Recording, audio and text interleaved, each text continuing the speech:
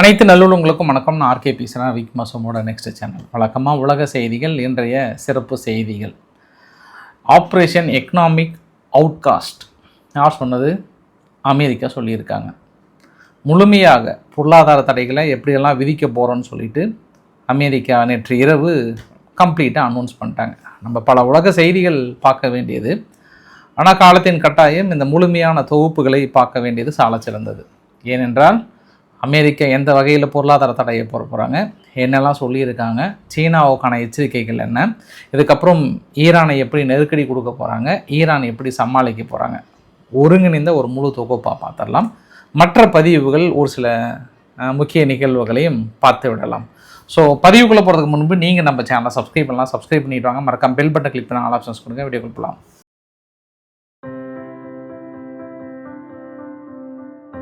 இந்த சீனாவில் இன்னுமே ஒலிம்பிக் போயிட்டு தான் இருக்குது. பெய்ஜிங்கில் அது ஒலிம்பிக்குன்னு இல்லை, ரோபோட்டுக்கான அத்லெட் போயிட்டு தான் இருக்குது. போதும்பா, முடிவு பண்ணும்பா. ஒரு வாரமாக நடக்குது போல். ரொம்ப கொடுமைப்படுத்துகிறீங்கப்பா. அதை கூப்பிட்டு போயிட்டு ரொம்ப கொடுமைப்படுத்துகிறீங்க. ஒவ்வொன்றையும் பார்க்குறதுக்கே கஷ்டமாக இருக்குது.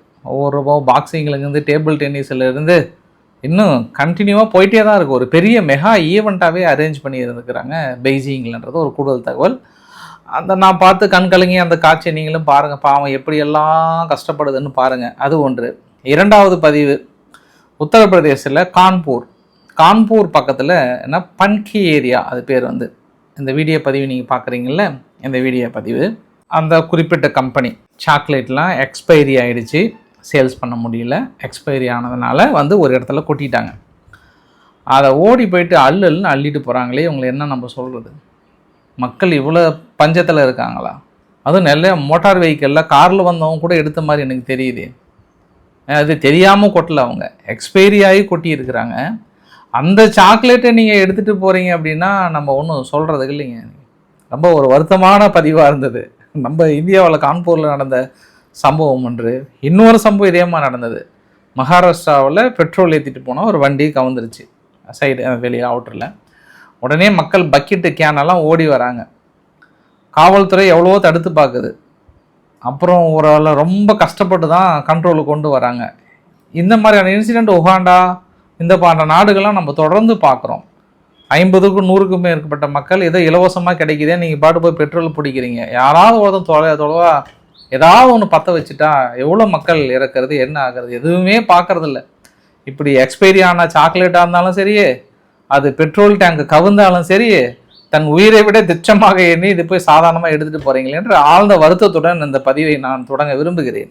என்ன பார்க்குற பதிவுலாம் அந்த மாதிரி தான் இருந்தது.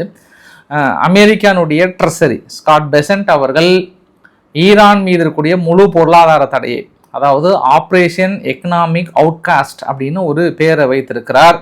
இந்த ஆப்ரேஷன் எக்கனாமிக் அவுட்காஸ்டோட முழு பொறுப்பு என்ன அப்படின்னா, ஈரானுடன் எந்த வகையான பொருளாதார தொடர்பில் ஈடுபடும் நாடுகள், வங்கிகள் மற்றும் நிறுவனங்கள் அமெரிக்க நடவடிக்கைக்கு உள்ளாகலாம் அப்படின்னு எச்சரிக்கை கொடுத்துருக்கிறார். முழுமையாக தமிழ் தொகுப்பு எடுத்திருக்கேன் பாருங்க. அதில் digital asset, technology, gold, aviation, shipping 5 முக்கிய துறைகளை நாங்கள் குறி வைக்கிறோம். 60க்கும் மேற்பட்ட தனிநபர்கள், கம்பெனி நிறுவனங்கள், வெசல்ஸ் மீது நடவடிக்கைகளை அறிவிக்கிறோம். நம்ம இனி அமெரிக்கன்ற பாருங்க, ஈரான் முழுமையாக யூஎஸ் டாலர் சிஸ்டத்திலிருந்து நீக்கப்படுகிறது. எந்த வகையிலும் அவங்க யூஎஸ் டாலர் வந்து கம்ப்ளீட்டாக நாங்கள் வெளியில் வரோம். அவர்களுடன் மற்ற யாராவது இருந்தாலும் நாங்கள் அதை கண்டிக்க போகிறோம். அதாவது என்ன நடவடிக்கைகள் எடுக்க போகிறோம்னு சொல்கிறாங்க. இது ட்ரெஸரியோட நடவடிக்கை மட்டுமல்ல, இந்த நடவடிக்கைகளுக்கு அனைத்து நாடுகளும் பொறுப்பேற்க வேண்டும், பங்களிக்க வேண்டும் அப்படின்னு சொல்கிறாங்க. அது குறிப்பாக ஈரானுடைய oil, shipping, banking and gold trade இதில் இருக்கக்கூடிய 3ஆம் நாடுகள் மீது நிச்சயம் நாங்கள் அழுத்தங்களை கொடுப்போன்றாங்க. அதில் சீனா மிக முக்கியம். சீனாவுக்கான எந்த ஒரு ஃப்ரீ பாஸ் அப்படிலாம் எதுவுமே கிடையாது. சீனாவுக்கு விதிவிலக்கு அளிக்கவில்லை. சீனா தொடர்ந்து டிரான்சாக்ஷன், பேங்க், ட்ரேடர்ஸ் போன்ற நிறுவனங்கள் கண்டறியப்பட்டால் அந்த நிறுவனங்கள் முழு இலக்காக்கப்படும். தொடர்ந்து சீனா வந்து ஈரானுடைய ஆயில், டிரான்சாக்ஷன் நெட்வொர்க்கு, ரெவென்யூ போன்ற சங்கிலியில் உதவிட்டே இருக்காங்க. தொடர்ந்து நாங்கள் பார்த்துட்ருக்கோம். ஸோ இதுக்கப்புறம் சீனானுடைய பையர்ஸுக்கு ஒன்று மட்டும் தான் சொல்கிறேங்க. தற்போது வரைக்கும் நீங்கள் ஆயில் வந்து வாங்கிட்டு இருக்கீங்க, அதை நாங்கள் பார்த்துட்ருக்கோம். ஆனால் இப்போதைய நிலைமைக்கு நாங்கள் சீனாவை கொஞ்சம் நாங்கள் பொருளாதார தடை விதிக்கலை. காரணம் என்னவென்றால் இப்போ நாங்கள் விதித்தோம் அப்படின்னா அது குளோபல் ஃபினான்ஷியல் சிஸ்டம் அப்படின்றத மிகப்பெரிய அளவுக்கு பாதிக்கப்படலாம். அதனால் நாங்கள் ஃபஸ்ட்டு இனிஷியலாக ஒரு வார்னிங் கொடுக்குறோம். இந்த வார்னிங்கில் இந்த ஈரான் லிங்க்டு ஃபினான்ஷியல் நெட்வொர்க்கில் இருக்கக்கூடிய ஃபாரின் ஃபினான்ஷியல் இன்ஸ்டிடியூஷனை அத்தனையும் சேர்த்தி இறுதி எச்சரிக்கை நாங்கள் கொடுக்குறோம். ஸோ உங்களுக்கான ஒரு க்யூர் பீரியடை நாங்கள் வழங்குகிறோம் சீனாவுக்கு. அந்த க்யூர் பீரியடில் முழுமையாக நீங்கள் வெளியேறிடுங்க. ஆனால் சீனா இதிலிருந்து தப்ப முடியாதுன்னு எச்சரிக்கை கொடுத்துருக்காங்க. தொடர்ந்து ஒரு சில நிறுவனங்கள் பெயர் சொல்லி அழைச்சிருக்கிறாங்க. அந்த நிறுவனங்கள் பொருளாதார தொடர்பில் இருக்கீங்க. அந்த நிறுவனங்கள் மீது இந்த வாரத்திலே மிகப்பெரிய நடவடிக்கை எடுக்க போகிறோம். இந்த வார இறுதிக்குள் ஈரானுடன் இருக்கும் பிஸ்னஸ் செய்யும் பட்சத்தில் மேஜர் ஃபினான்ஷியல் இன்ஸ்டிடியூஷன் மீது நாங்கள் பொருளாதார தடையை அறிவிக்க போகிறோம்னு சொல்லிட்டு 60 இண்டிவிஜுவல்ஸ் அண்ட் என்டைட்டில்ஸ் இன்னைக்கு நைட்டுக்குள்ளேயோ இல்லை நாளை காலையில அனௌன்ஸ் பண்ண போகிறாங்க அப்படின்னு சொல்லியிருக்காங்க. ஈரான் பதிலடி எச்சரிக்கை கொடுத்துருக்காங்க. இனி இந்த பொருளாதார தடைகளுக்கு உட்படுத்துகின்ற நாடுகள் மீது நாங்கள் கடுமையாக தாக்குதலையே நடத்த போகிறோம் அப்படின்னு சொல்லியிருக்காங்க. இதுவரை ஈரானுடைய பேங்க் மிலாலி அப்படின்னு சொல்லுவாங்க, ஏன்னா மிலி அப்படின்ற ஒரு ஈரானுடைய பிரான்ச்சஸ் யூஏயில் மட்டும் 7 பிரான்ச் இருக்குது. ஜெர்மனியில் 1 இருக்குது, பிரான்ஸ், அசர்பைசான், பக்ரைன், ஓமன், ஈராக்ல 2 இடத்துல இருக்குது, ஆப்கானிஸ்தான், ரஷ்யாவில் 3 இடத்துல இருக்குது, யூகே. இதை அத்தனையும் முடக்க சொல்லிட்டாங்க, கம்ப்ளீட்டாக ஷட் டவுன் பண்ண சொல்லிட்டாங்க. ஈரானுடைய பேங்கை இத்தனை நாடுகள் ஒட்டுமொத்தமாக ஷட் டவுன் பண்ண சொல்லிட்டாங்க, கம்ப்ளீட்டாக க்ளோஸ் பண்ண சொல்கிறாங்க. இனி இந்த நாடுகள் எல்லாமே, அதாவது அரபு நாடுகள் ஃபுல்லாகவே அவங்க க்ளோஸ் பண்ண வேண்டிய ஒரு சூழ்நிலை. ஈரானுடைய சொத்துக்களை முழுமையாக முடக்க சொல்கிறார்கள். காரணம் என்னவென்றால் தொடர்ந்து தடைகளை மீறி எங்கள் நிலைகள் மீது தாக்கல் நடத்தியது, சர்வதேச கடற்பரப்பின் மீது கப்பல்களுக்கு அச்சுறுத்தலாக இருப்பது, அது இல்லாமல் மிரட்டுவது, தொடர்ந்து அணு ஆயுதங்களை நாங்கள் வைப்போம்னு சொல்லிட்டு தைரியமாக அவங்க சொல்லப்படுகிற விஷயங்கள் எல்லாமே தடைகளை தாண்டி செயல்படுறதுனால அவங்க மீது நாங்கள் முழு பொருளாதார தடை, சர்வதேச அரங்கிலிருந்து தனிமைப்படுத்துவதற்கான முழு முயற்சியில் இறங்குறோம். இனி ஈரான் ஒலிம்பிக்கில் இருக்கக்கூடாது என்ற முடிவு எடுக்கப்படும். இனி ஃபுட்பால்ல இருந்து கம்ப்ளீட்டாக நீக்க போகிறோம். ரீசெண்டாக கூட வேர்ல்டு கப்லாம் கலந்துக்கிட்டாங்க இல்லையா, இதுக்கப்புறம் ஃபுட்பால் வீரர்கள் கூட மற்ற நாட்டுகளோட நம்ம ஐபிஎல் மாதிரி அங்கேயும் இது மாதிரி நடக்கும், அதில் கூட கலந்துக்க கூடாதுன்ற அறிவிப்பும் அங்கிருந்து வந்த வண்ணம் இருக்கிறது. அப்படின்னா ஈரானை தனிமைப்படுத்துகின்ற அந்த முயற்சியில் இனி ஈரான் எப்படி அடுத்த கட்டத்துக்கு போகிறாங்கன்றதான் நம்ம பொறுத்திருந்து பார்க்கணும். ஏன்னா இனி அரபு நாடுகள் இந்த ஒரு சந்தர்ப்பத்தை மீறி அமெரிக்காவை மீறி அங்கே ஒன்றும் பண்ண முடியாது. அதையும் நான் இன்னொரு விஷயம் சொல்லிடலாம். இப்போ சீனானுடைய நிறுவனங்கள்லாம் இருக்காங்கல்ல, அந்த சீனானுடைய நிறுவனங்கள் எல்லாமே அமெரிக்காவுடன் வாங்கக்கூடிய நிறுவனங்கள் எல்லாமே சீனாவில் மட்டும் அவங்க இன்வெஸ்ட் பண்ணல, வேர்ல்டு லெவலில் இன்வெஸ்ட் பண்ணியிருக்காங்க. அமெரிக்காவில் அதிகமாக இன்வெஸ்ட் பண்ணியிருக்காங்க. இப்போ ஒரு பேங்க் இருக்குது அப்படின்னா, இப்போ இந்தியாவில் ஐசிஐசிஐ பேங்க் இருக்குன்னா இந்தியாவில் மட்டும் கிடையாது, வேர்ல்டு லெவல் ஃபுல்லாக இருக்குது. அப்போ இந்த மாதிரி நிறுவனங்களை என்ன பண்ணுவாங்கன்னா சர்வதேச விதிகளுக்கு உட்பட்டு தான் நடத்துவாங்க. என்னதான் அங்கே இருக்கக்கூடிய அரசாங்கம் பண்ணாலுமே அவங்களோட முதலீடுகள் சுருங்கிடும். சீனா வேறு வழியே இல்லாமல் இல்லை நாங்கள் எங்களுக்கு மாற்று ஏற்பாடு இல்லை அப்படின்னு சொன்னால் கூட, எங்களால் முடியாதுன்னு சொன்னால் கூட, நிறுவனங்களுக்கான நெருக்கடிகள் கொடுக்கும் பட்சத்தில் அந்த நிறுவனங்கள் ஆட்டோமேட்டிக்காக வெளியே வந்துடுவாங்க. இல்லை சார் எங்களை விட்டுருங்கண்ணா. ஏன்னா இந்த ப்ராசஸில் நம்ம ரஷ்யாவை அனுபவிச்சிருக்கோம். ரஷ்யா மீது நம்ம நிறையா என்னதான் ஒரு சில விஷயங்கள் வாங்கினாலுமே வெளிப்படையாகவே ஒரு சில பேங்க்குக்கு எச்சரிக்கை கொடுத்து இந்த பேங்க் நிறுவனங்கள் ரஷ்யா கிட்ட நாங்கள் இறக்குமதி ஏற்றுமதிக்கான டிரான்சாக்ஷன் நாங்கள் விரும்பலை அப்படின்றத வெளிப்படையாக சொல்லிட்டாங்க. ஏன்னா பேங்க் அப்படின்றது தனியார் செக்டர், அரசாங்கம் போயிட்டு நீங்கள் ப்ரெஷர் கொடுத்தா கூட இது எங்களுடைய முடிவுன்னு சொல்லிட்டு அவங்க விலகிடுவாங்க. ஏன்னா நாளைக்கு ஒட்டுமொத்த பேங்கிங் சிஸ்டமே கொலாப்ஸ் ஆயிடுச்சுன்னா பெரிய ரிஸ்க் ஆகிடும்.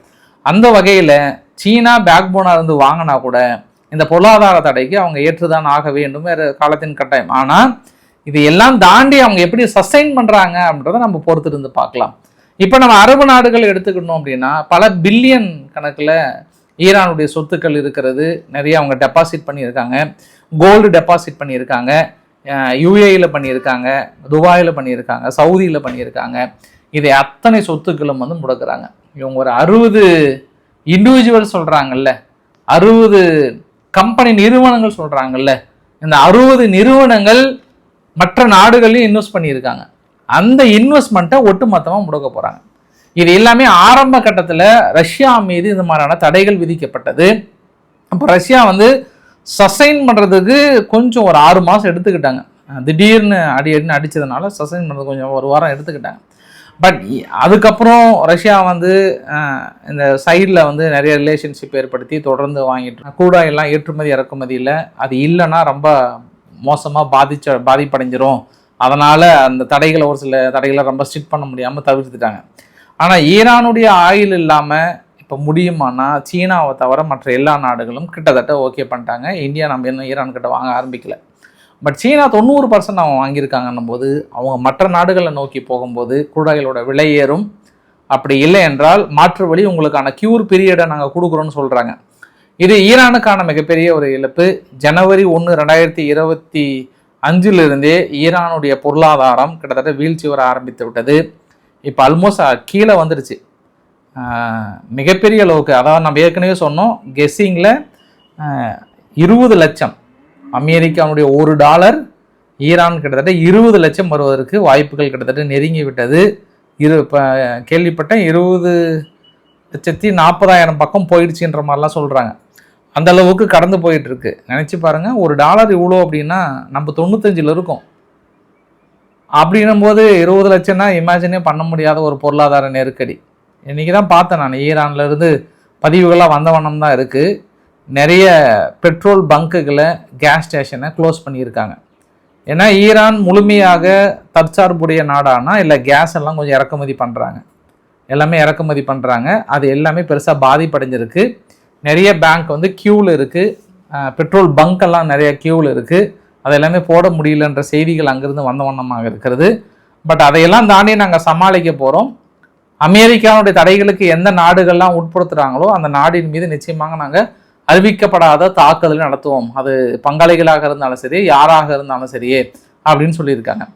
அதற்கு அமெரிக்கானுடைய பீட்டர் எக்ஸத் அவர்கள், அவர் தான் மிலிட்ரி மினிஸ்டர்ஸ், வார் டிபார்ட்மெண்ட் சொல்கிறாங்க, அவர் வந்து நடத்தினா நாங்களும் பதில் தாக்கல் நடத்துவோம்னாங்க. பட் இதையெல்லாம் தாண்டி ஈரான் சஸ்டைன் பண்ண முடியுமா அப்படின்னா அவங்களுக்கு ஒரு சில ஆப்ஷன்ஸ்லாம் இருக்குது. அதை எப்படி அவங்க எனேபிள் பண்ணுறாங்கன்னு பார்க்கலாம். ஆனால் ஈராக்கையும் கூப்பிட்டு தனிப்பட்ட முறையில் எச்சரிக்கை கொடுத்துருக்காங்க. ஏன்னா இன்றைக்கி தான் பாருங்கள், சிரியா முழு நாடாக நாங்கள் தீவிரவாதம் இல்லாத ஒரு நாடை அனௌன்ஸ் பண்ணிவிட்டு எல்லா தடைகளும் நீக்கிட்டு ரொம்ப ஹாப்பியாக இருக்காங்க. அந்த மாதிரி ஒரு சூழ்நிலைக்கு வரணுன்னா கொஞ்சம் கேர்ஃபுல்லாக இருந்துக்கோங்க. கண்டிப்பாக உங்கள் மீதும் தடைகளை போடுவோம் அப்படின்னு சொல்லிட்டு அடுத்த தடை தான் ரொம்ப முக்கியம்.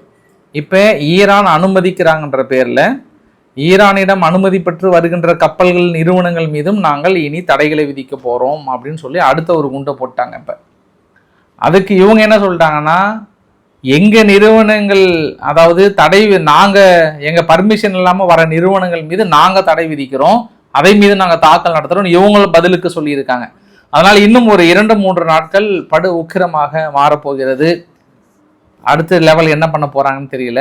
இப்போ ஈரான் என்ன நினைப்பாங்கன்னா, பேசாமல் தாக்குதலே ஒரு முடிவு எடுத்துருக்கலாமா அப்படின்னு நினச்சிருப்பாங்க. இது தாக்குதலை விட மோசமான விளைவுகளை முழுமையாக ஈரானை தனிமைப்படுத்துவதற்கான முயற்சியில் அமெரிக்கா இறங்கிவிட்டது. முதல் முறையாக நேற்று அந்த வீடியோ பதிவு உங்கள்கிட்ட ஷேர் பண்ண மறந்துட்டேன். இன்றைக்கி நான் காட்டுற பாருங்கள், முஸ்தபா காமேனி அவர்களுடைய வீடியோ பதிவை வெளியிட்டிருக்கிறாங்க. இது இஸ்ரேல் மனதார முழுமையாக வரவேற்கிறோம். இது கண்டிப்பாக நாங்கள் இதற்கான சொல்யூஷன் என்னவோ நாங்கள் அடுத்த கட்டத்தை நோக்கி போகிறோம், இது வந்து பாசிட்டிவாக நாங்கள் பார்க்குறோம் அப்படின்னு சொல்லியிருக்காங்க. தொடர்ந்து அது மட்டும் இல்லை, எங்கள் பையனையும் கொல்ல துடிச்சிருக்கிறது தெஹ்ரான், தொடர்ந்து வாட்ச் பண்ணி கொல்ல துடிச்சிருக்கிறாங்க. பட் அவர் வந்து இதிலேருந்து எஸ்கேப் ஆகியிருக்கிறார் அப்படின்ற ஒரு கடுமையான குற்றச்சாட்டுமே சுமத்துறாங்க.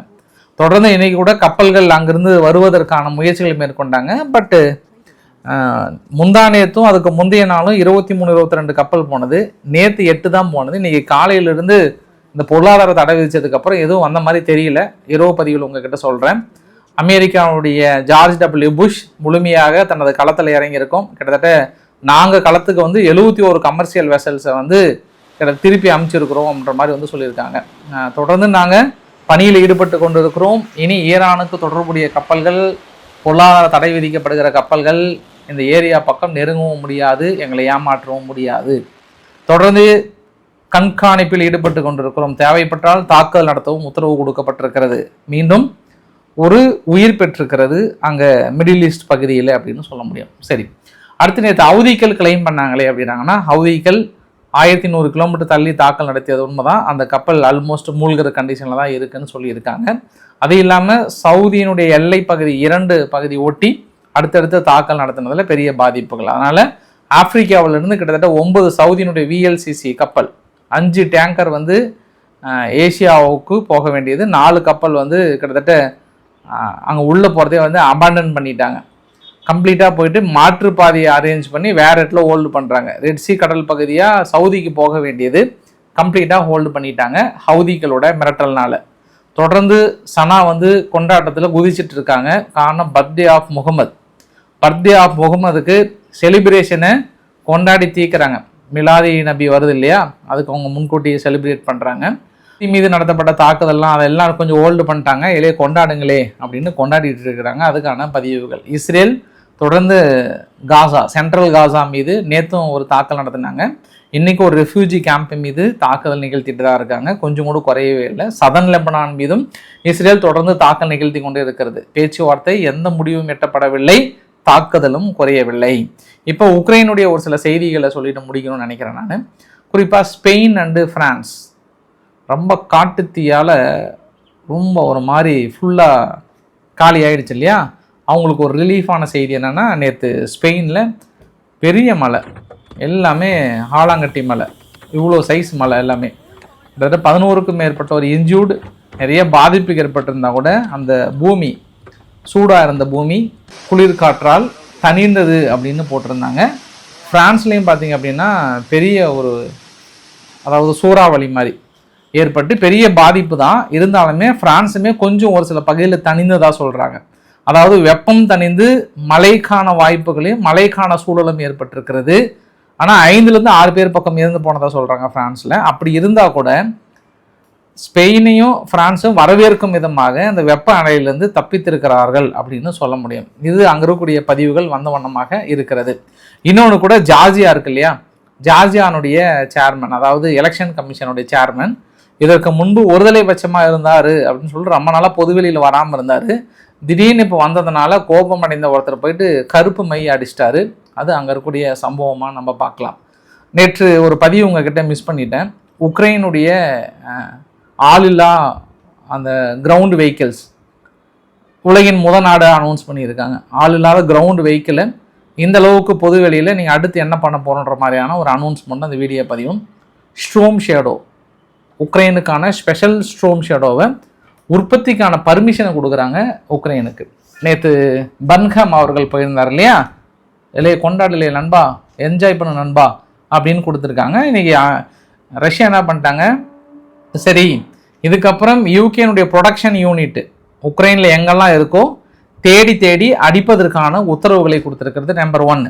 நம்பர் 2, பொதுத்துறை நிறுவனங்களை காப்பாற்றுற வழியை பாருங்க அப்படின்னு அரசாங்கத்துக்கு உத்தரவு கொடுத்துருக்காங்க. ஏன்னா இதுவரை ரஷ்யா என்ன பண்ணிட்டாங்க, மிலிட்ரி ஓரியன்டான யூனிட் மட்டும்தான் அவங்க வான்தடுப்பு சாதனங்களை பெரிய அளவுக்கு வைத்திருந்தாங்க. இனி மதிப்பு மிக்க பொதுத்துறை நிறுவனங்கள், மிகப்பெரிய நிறுவனங்கள் மீதெல்லாம் வான்தடுப்பு சாதனங்கள் அதிகமான அளவுக்கு நிலைநிறுத்தி பாதுகாக்க வேண்டியது கட்டாயம் அப்படின்னு ஒரு உத்தரவுமே கொடுத்துருக்காங்க.